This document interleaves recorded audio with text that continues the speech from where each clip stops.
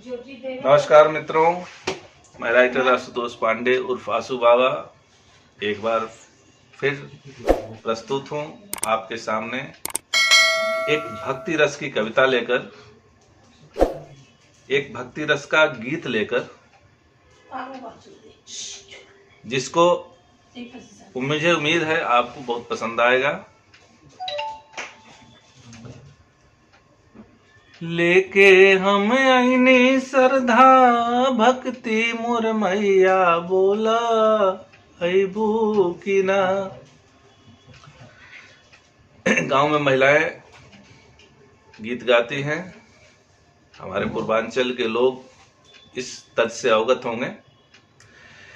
लेके हम आईनी श्रद्धा भक्ति मोर मैया बोला अबू की ना। हाथ जोड़ी ठाड़ हमर माइल मनवा चमकबू की ना। हाथ जोड़ी ठाड़ हमर माइल मनवा चमकबू की ना।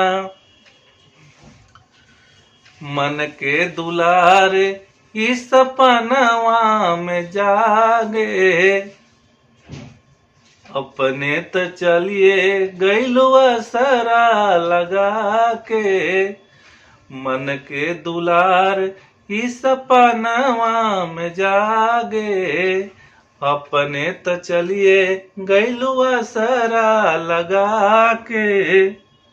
कौना करनवा मैया हो गैलु खफाई बतैबू की ना। हाथ जोड़ी ठाड़ हमर मैल मनवा चमकबू की ना। कंचन थाल कपूर के बाती, मन मंदिर में शांति आती। कंचन थाल कपूर के बाती, मन मंदिर में शांति आती। थरिया ले आईनी मैया भरी पंचमेवा बोला खैबू की ना। थरिया ले आईनी मैया भरी पंचमेवा बोला खैबू की ना। हाथ जोड़ी ठाड़ हमर मैल मनवा चमकबू की ना। लेके हम आईनी श्रद्धा भक्ति मोर मैया बोला अबू की ना।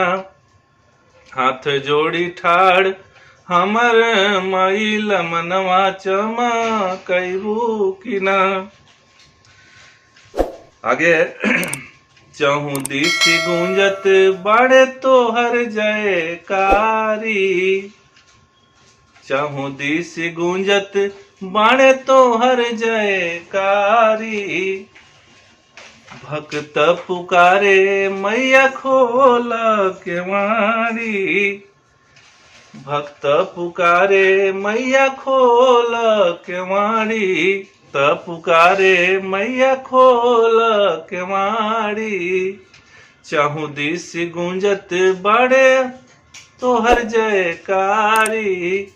एही जे हमार प्राण जाई त बोला पछतैबू की ना।